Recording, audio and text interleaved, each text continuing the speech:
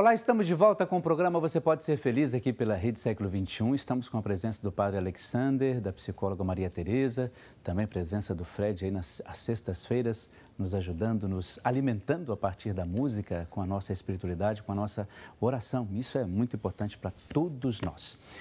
E, claro, temos também os nossos irmãos e irmãs que sempre enviam seus pedidos de oração, como a Beatriz Andrade dos Santos, de Jaguarari, lá na Bahia. Pede oração pela saúde dela mesma, também de Neilton e também pela saúde de toda a sua família. Laura Alves de Lima, de Rancharia, no interior de São Paulo, pede oração por ela mesma, por sua saúde e paz e também por todos os seus familiares. Iramires Bernardes, de Presidente Epitácio, no interior de São Paulo, pede pela sua saúde, pede também por conversão, libertação de toda a sua família e seus familiares, pelos amigos, pede também por todos os padres, por todos os missionários, religiosos e religiosas, pede pelos funcionários aqui da Associação do Senhor Jesus, da Rede Século XXI, muito obrigado por todos nós. Gerardo Amado Cerveira de Castro, é de Santos Dumont, em Minas Gerais, pede oração por Valmir, Maria Lúcia Ferreira e também por todos os seus familiares. A Adalgisa Pereira de Oliveira, de Águas Formosas, em Minas Gerais, pede pela saúde e libertação dela mesma, de toda a sua família, pede por seu filho Oswaldo Júnior, por Geraldo e também por toda a sua família. E a Yasmin Silva Pascoal, de Santos Dumont, em Minas Gerais, pede oração por ela mesma, por seu esposo, pela reconciliação, pela harmonia no casamento, pela família, pede também por saúde e proteção e por todos aqui da Rede Século XXI. Tem mais pedidos aqui, daqui a pouco a gente continua lendo, porque nós vamos para o Facebook, aqueles que já colocaram as suas curtidas, colocaram seus pedidos de oração ali no Facebook. Estamos aqui a foto dos 4 participantes hoje. Vamos ver quais são os pedidos, quais são as intenções, as curtidas. Olha, a Ivana, Michelin, Padre Air, a sua bênção, que Deus ilumine nossos caminhos, sempre na direção do bem, do justo e do bom, e que o trabalho para o meu marido esteja próximo, amém. E tem aqueles que curtiram, como a Ivani, Raquel, Estela Murakami e outras 6 pessoas que curtiram. A gente pede também que você continue fazendo a sua participação pelo Facebook, mandando seus pedidos de oração, as suas curtidas, e a gente vai apresentar e rezar aqui com você, tá bom? Quero só lembrar também que todos aqueles que fazem os seus pedidos hoje, lembrem-se que nós colocamos aqui nas 100 missas na Associação do Senhor Jesus. Mesmo que a gente não leia todos os nomes, mas vocês estão aqui com muito carinho no nosso coração para as celebrações da nossa Santa Missa, tá bom? A gente sempre frisa isso porque às vezes a gente não consegue ler todos os nomes, e aí é bom que a pessoa saiba que o nome estará lá nas 100 missas que nós fazemos, né? Aliás, fazemos não, rezamos e presidimos aqui. Traumas e superações. Eu percebi aqui que no intervalo, enquanto eu estava vendo outras coisas, que os 3 aqui estavam num bate-papo, como diz na minha cidade, cerrado, sobre trauma. Vocês falavam sobre o quê nesse intervalo? Eu precisava de 5 horas de programa hoje, para já ver que o negócio aqui está quente, vocês acham viu? Dessa ideia? 5 horas de programa. Então deixar no intervalo para a gente ficar conversando. Então vocês falavam sobre o quê nesse intervalo? Eu percebi que estava acalorada a discussão aqui, a reflexão. A gente estava abordando essa questão do trauma no cotidiano, né, e as situações que nos remetem às escolhas que nós podemos fazer, né? É muito comum a gente olhar para uma situação do pai, da mãe, ou que tiveram lá uma vida conturbada, e o filho que está num problema, olha para aquela situação e diz, não, a culpa é dos meus pais, a culpa foi deles, né? Porque eles tiveram uma vida desestruturada, hoje eu sou assim. Quando, na verdade, em muitos momentos, é preciso fazer uma escolha também. Este filho, esta pessoa, precisa tomar posse de si próprio e dizer, olha, eles erraram lá atrás, mas eu tenho que olhar aquilo que eles me deram de bom para tomar e fazer a minha escolha, né? Então a gente estava falando um pouco sobre essas escolhas, né? E essa relação nós vemos até na Bíblia, né? Quer dizer, a doença, a enfermidade, a situação que a pessoa vive, ela culpa pelo pecado dela ou dos antepassados, né? Os pais, etc. Então não há, e Jesus resgata isso. Olha, você pode fazer um caminho diferente, é isso que nós estávamos dizendo, né? Quer dizer, nem só porque eu tive alguns problemas dentro da minha casa, na minha família, não é? Ou no ambiente que vivo, é porque eu preciso ser desse jeito. Exatamente. Não é? E aí, não é, a Maria Tereza vai dizer outra linha, na linha da fé, que é a superação e a escolha que nós podemos fazer. Não, eu desejo diferente, não é? A partir de um exemplo negativo que eu tive, até a Maria Tereza usava os exemplos assim, você teve a felicidade, às vezes, de ter um exemplo negativo em casa, mas você pode escolher diferente. Até para poder tomar um outro rumo. Falar, olhar para aquilo e falar, puxa, mas eu aprendi a como não fazer, né? Exatamente. E isso acaba sendo um estímulo, Maria Tereza, para que a pessoa de fato faça uma escolha? Como é que você... Qual que era o seu papel nessa discussão que estava aqui no intervalo? O meu papel foi mais de escuta e dizer que quando eu falei do trauma, tinha a questão assim do meu filho, mas quando eu faço esse meu encontro pessoal com o Senhor, não, já estava longe dessa situação. De trauma específico, entendi, claro, entendeu? Sim. Aquilo lá tinha acontecido num tempo, passaram-se os anos, mas algo em mim ficava que tem a ver com os resíduos de nossas frustrações, de nossos impedimentos, das tentativas de fazer melhor escolha e de não conseguir. Eu vou insistir muito nisso, assim, de que temos o desejo claro, estamos fazendo uma escolha, mas a impossibilidade se apresenta para nós, Sim. Sabe? É claro que aí eu tenho esse tempo de convívio com as pessoas e, inclusive, tudo passa pela nossa experiência. Eu não posso falar de algo que não tenha sido desde eu mesma. Claro, sem dúvida. Então, eu sei o quão difícil é, né, encontrar e ordenar-se. Sei que a psicologia, algumas vezes, pode ter sido mal usada, porque fica com algumas explicações do tipo... Que é um fato. Claro que nós somos resultado de nossas raízes, inclusive das raízes dos avós, das gerações anteriores. Tudo isso é muito lindo quando podemos compreender as marcas que foram ficando nas gerações e que, de repente, se manifestam, às vezes, aqui num neto, sabe? Se manifesta em mim. Esse tema das gerações é muito bonito, né? E, então... muitas vezes essas explicações podem ser mal usadas, do tipo assim, mas é porque isso, porque aquilo outro, então, sabe? Mas isso é ruim, né? Isso porque é ruim. É ruim porque nem sempre, você fez isso porque alguém agiu assim, ou porque, sabe? Eu acho que fica muito reflexo e não aprofunda o problema. Não, não e eu acho que podem causar feridas também. Eu também acho. É muito comum a gente escutar alguém dizendo, um terceiro dizendo assim, o seu filho, ou a mãe falando para o pai, falando assim, de alguma coisa ruim, você é igual ao seu pai. Então, quase que selando aquela marca, dando aquele problema, se o pai é mais bruto ou é mais... Ou se o filho tem alguma característica que é explosiva, e já dá aquele selo daquilo que é ruim, né? Dá a marca para o filho. Como claro, se for... E o filho já vai carregando aquilo, né? Aquilo já é dele também. E de repente não é, pode ser somente dele e não do outro, mas... E nós criamos esses estereótipos também, né? Vocês acham que, por exemplo, a pessoa ela pode, de acordo com a situação, né? Ela tem um problema, uma dificuldade, uma limitação, vocês acham que a pessoa consegue... É fácil para ela admitir aquele problema, aquela dificuldade que ela tem? Vocês acham que isso é possível? Até isso quer dizer, porque às vezes a gente trabalha com uma opção ou uma escolha, como nós estamos dizendo, às vezes clara. Não é? Às vezes a nossa vida é toda meio bagunçada. E aí que a gente precisa enxergar. E à luz da psicologia, a gente precisa se ver, não é? Porque senão a gente não consegue, aí acho que ordenar os afetos que a Maria Tereza é um pouco isso, não é? Que a gente não consegue às vezes se enxergar, não é? Me disseram que eu sou assim, e aí às vezes eu nego, não, eu não sou desse jeito. Não, você que nem ele, você é igual ao seu pai. Imagina, eu sou totalmente diferente, talvez na fisionomia, mas na personalidade, desse jeito, teimoso, turrão, briguento, algumas coisas, não sou desse jeito. Às vezes a gente tem essa tentação de negar. Aí que até uma vez que eu vi aqui, eu usava esse exemplo do espelho grande, não é? Que a gente às vezes vê só no espelho o rosto, que é bonito, você passa o creme, passa a maquiagem, tal, fica tudo uma beleza. Chique, mas o resto às vezes está meio em pandané, que é que a gente precisa se encontrar. E aí que é difícil para nós, né? Aí a psicologia aqui nos ajuda a dizer, você é desse jeito, você não se acha assim? Não é? Que é aí que a gente começa a perceber. Mas é tão difícil isso, não, Maria Tereza? Assim, eu acho que é um drama, por exemplo, você que acompanha diretamente, né, assim, vai direto no coração da pessoa, acho que na alma da pessoa, quando a pessoa tem que assumir, que eu digo assim, assumir uma condição, uma situação na sua vida, um trauma, e que ela às vezes não quer assumir isso porque ela não percebe que ela é assim. Como é que funciona isso? Como que você tem lidado com isso, com essas pessoas, assim? Olha, de maneira geral, as pessoas chegam até o consultório porque, de alguma forma, já ficou claro para elas que é importante esse rever-se, rever a história, rever meu procedimento comigo mesma, com as pessoas à minha volta, né? Independente de questão de fé ou de crença. Então, quando chega, ela já assumiu para si.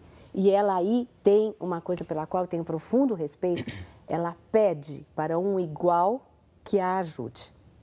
Né? Isso é bonito, não é? Bonito demais. Sabe, ela Muito pede a bonito, um muito igual bonito, que a muito bonito. ajude. É uma função, é um trabalho, mas ela está colocando-se para aquele profissional, para que esse profissional a encontre.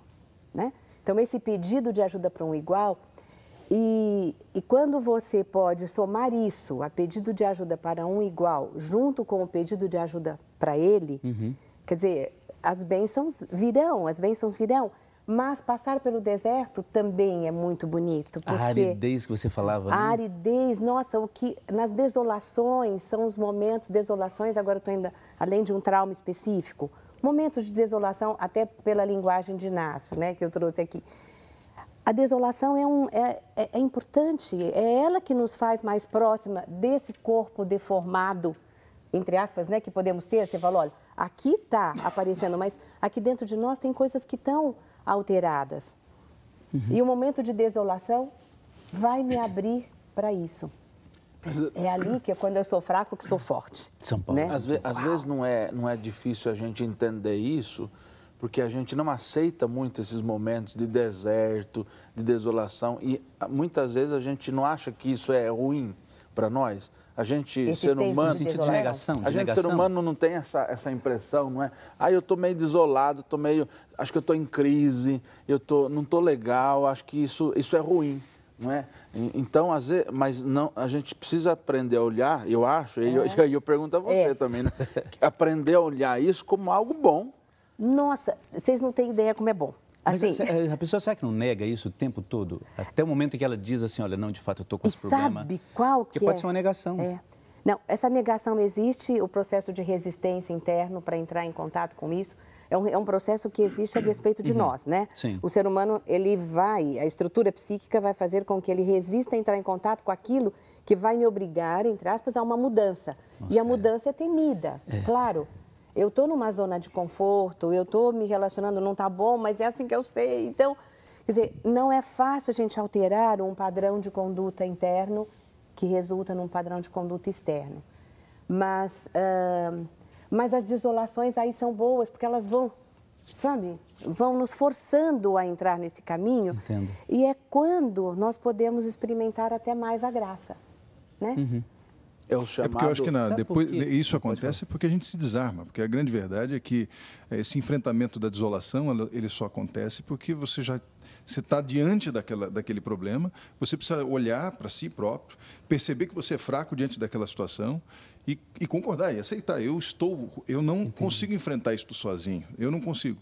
E é a partir desse olhar, de um olhar interno, de observar que eu preciso largar o orgulho, largar a soberba, né, de enfrentar, não, eu posso, eu resolvo, eu estou acima dessa situação que está acontecendo, quando na verdade não é nada disso. Eu tenho muito medo, assim, exato, eu tenho muito medo quando a questão do trauma, por exemplo, eu acho que quem está em casa, por exemplo, que está acompanhando toda essa discussão nossa, inclusive se você tem alguma experiência que você, não, claro, especificamente anotar e mandar para a gente, olha, eu tive esse trauma e tal, se você quiser colaborar com a gente, pode também mandar, né, a sua observação quando ligar para cá, fazer o seu pedido de oração. Mas a minha preocupação e meu medo, às vezes, também é quando, assim, a gente fica muito no achismo, né? Por exemplo, às vezes eu tenho uma atitude que é própria, digamos, do meu pai, ou que é própria do conjunto da minha família, mas não necessariamente seja um trauma, né? Eu acho que, às vezes, como é que a gente pode diferenciar essa questão, né? Olha, isso aqui é um trauma. Eu estou vivendo um momento difícil por causa de um trauma que eu não sei qual é. Mas nem sempre está evidente. Então, um comportamento, uma atitude que eu tenho, um jeito de ser, isso pode não ser trauma que eu tenha vivido dos meus pais, tenha trazido dos meus pais. Pode ser parte da experiência pode ser. De vida. Exato. Né? Isso da pode ajudar. Agora, como é que a gente pode identificar o trauma? Tem alguma coisa específica que eu diga assim, ó, isso aqui é um trauma ou isso aqui não é um trauma? Existe isso dentro da psicologia que a gente pode determinar? A atitude da pessoa, uma maneira de ser, ou, por exemplo, no momento de depressão, será que a gente consegue identificar o trauma especificamente na pessoa? Trauma é uma palavra muito ampla e fica se encaixando tanto para situações, às vezes, pequenas menores como maiores, né? O importante é saber, assim, que, de qualquer forma, temos marcas. Inclusive, marcas que a gente chama de pré-verbais, assim, marcas que são anteriores até ao convívio com os pais, sabe? Coisas que desde bebezinho a gente está sentindo, coisas que trazemos às vezes desde do útero materno e tal, ou questões que foram passadas, isso é uma coisa que desde a abordagem que eu sigo, né, a questão transgeracional, que foram passadas. Por exemplo, se eu sou filho de um imigrante, ou migrante, vai, o pessoal veio lá do Nordeste, aquelas coisas que eles passaram, eles também estão entrando em nós enquanto filhos. Não como culpa, não como pecado, não mas como erro. Uma ansiedade, uma inquietação. Se meu pai, minha mãe, enquanto estava me carregando, ela estava naquele caminhão, sabe, sendo passada lá da zona rural para conseguir chegar na cidade, para ver como é que ela fazia. Aquilo ali está me acompanhando também. Só que isto pode ser bom se eu me aproprio. Porque tudo que me torna mais sensível e me torna mais próximo de mim, da minha história, me torna mais sensível para o outro também. E a pessoa consegue perceber isso? Por exemplo, eu achei muito bonito isso, né? A gente vai, com essas marcas, a gente vai trazendo isso dos pais, a partir deste exemplo. A pessoa, na sua idade de juventude, ela consegue separar isso, dizendo assim, olha, eu me aproprio porque isso é bom para mim, para a questão da sensibilidade. Agora, isso pode também não ter um outro lado, se a pessoa não souber trabalhar isso de, olha, o complexo de inferioridade, de rejeição? Pode, claro. Como é que ela começa a detectar que na vida atual, por exemplo, no momento que ela está vivendo, ou numa relação de trabalho, numa relação amorosa, ela começa a perceber que ela perde o pé, ou que ela fica com muita insegurança, ou ela fica com muito ciúme, ou ela fica com muita inveja. Ixi, isso daqui tem alguma marca lá atrás, sabe? Mas não que ela tem que detectar e fazer uma relação de causa e efeito, mas de se dar conta de que, como é que eu acolho essa minha dor? Porque esses meus sentimentos negativos, eles são uma dor que existe dentro de mim e eu preciso acolher essa dor. E eu acho não, das pessoas de fé tem um grande ganho, porque eu vou acolher essa dor junto com Maria, eu vou acolher essa dor junto com, sabe, com Jesus, que mudança com quem for. De compreensão, legal. Sabe, quer dizer, eu acolho a dor, eu tenho que fazer isso por mim mesma, só que aí eu estou junto com alguém que está além de mim e que eu tenho fé que me acompanha. Eu sou super a favor, eu faço propaganda da psicologia sempre. Eu acho que todo mundo precisava fazer terapia. Eu acho que a terapia é essencial, porque a gente trata a terapia como doença. Eu estou doente, agora vou fazer terapia. Quando, na verdade, é um autoconhecimento enorme. A pessoa conseguir olhar as coisas, de maneira mais ampla, antes do problema acontecer, conseguir se enxergar, porque muitas vezes os nossos pequenos traumas vão bloqueando a nossa visão, a gente não consegue perceber o que a gente já está em alto mar. Então, eu sou super a favor disso. Por isso que eu faço uma propaganda enorme. Eu conheço e já faço terapia, acho que faz um bem enorme. E não só isso, de direção espiritual também, quando há um padre que consegue acompanhar, apesar da nossa vida super louca, é fundamental a pessoa se conhecer para poder saber os seus próprios limites, saber se olhar. Eu acho que a ajuda do outro é uma relação de humildade enorme. Você conseguir se colocar diante de um igual e dizer, olha, me ajude, porque eu tenho coisas que eu mesmo já não consigo ver. E aí é legal porque a gente tratar ou fazer uma terapia como psicólogo, a gente acha que é louco. Sim. Não, só louco faz. Só louco. Mas a gente procurar o padre, aí é uma direção espiritual. Legal isso que você falou, né? Porque a gente procura o padre porque é a direção espiritual. E, na verdade, o padre faz um pouco... Sim, entendi. Um pouco, porque nós não somos propriamente formados nessa área específica, mas um pouco esse trabalho, né? Da pessoa descobrir, olha, você não está percebendo que às vezes você precisa olhar mais isso aqui, talvez isso não é o problema do seu marido ou dos seus filhos, mas é algo em você que está bloqueando uma ajuda, uma atenção, não é? E aí aquilo que a Maria está dizendo é a questão da superação, quer dizer, como é que eu vou enxergar isso? Como é que eu vou assumir essa minha dificuldade e viver melhor diante dessa relação que eu tenho?